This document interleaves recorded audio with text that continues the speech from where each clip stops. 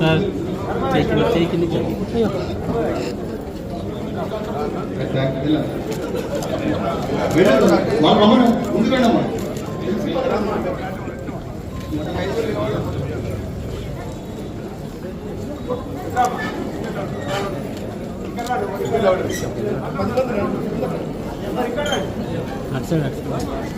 మండలానికి 10 మంది చొప్పున ఇస్తున్నాము. అందరూ తీసుకొని ఇక్కడ ఉండండి, వెళ్ళకండి.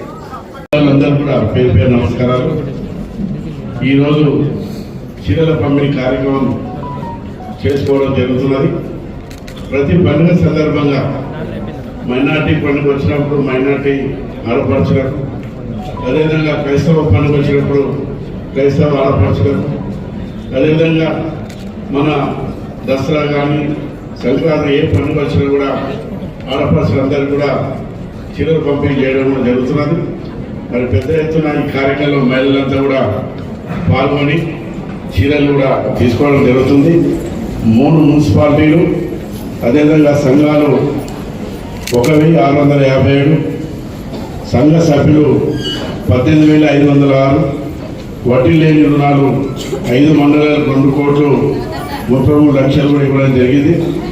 అదేవిధంగా మరి డాక్రా సంఘాలు అనుకోండి, మహిళలందరూ కూడా పెద్ద సంఖ్యలో గతంలో లేని విధంగా మహిళలందరూ కూడా పెద్ద సంఖ్యలో వాళ్ళ సంఘాలు పెట్టుకొని వాళ్ళకు దోచిన విధంగా పెద్ద పెద్ద వ్యాపారాలు చేసుకోవడం జరుగుతుంది, చిన్న చిన్న వ్యాపారాలు చేసుకోవడం జరుగుతుంది. మరి ముందు ముందు రాజకీయంలో కూడా మరి 33% వచ్చి మరి అదేవిధంగా ఇప్పుడు ఎలక్షన్ కూడా జరగబోతున్నాయి. మరి మున్సిపల్ ఎలక్షన్లు వస్తున్నాయి, జెడ్పీటీసీ ఎలక్షన్లు వస్తున్నాయి, ఎంపీటీ ఎలక్షన్ వస్తున్నాయి.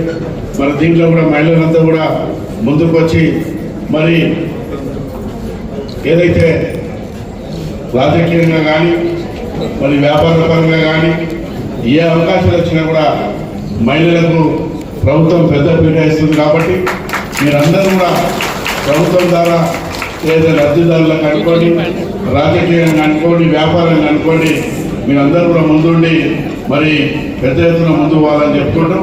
మరి పెద్ద మనసుతోటి ప్రభుత్వం, ముఖ్యమంత్రి గారు కూడా మరి చీరల పంపిణీ కూడా ప్రతి మేడ్చల్తో పాటు తెలంగాణ అన్ని జిల్లాలో కూడా ఈ కార్యక్రమాలు చేపట్టింది. కాబట్టి మీరు తీసుకోవాల్సిందిగా కోరుకుంటాం.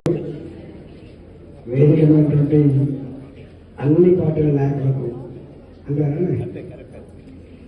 అధికారులకు, మరీ ముఖ్యంగా చీరలు అందుకోబోతున్న మా ఆడబిడ్డలందరికీ నమస్కారం. నేను అంటున్నాను, దసరాకు వాస్తవం లేకపోతే ఉగాది వాస్తవం ఇప్పుడు వాస్తవం ఏంటని మా అన్న అంటున్నాను. సరే, ఏదో రూపంలో ఇవాళ చీరలు పంపిణీ కార్యక్రమంలో పాల్గొన్న పెద్దలందరికీ నమస్కరిస్తూ, చీరలు అందుకోబోతున్నటువంటి మా ఆడబిడ్డలకు శుభాకాంక్షలు చేస్తూ నమస్కారం.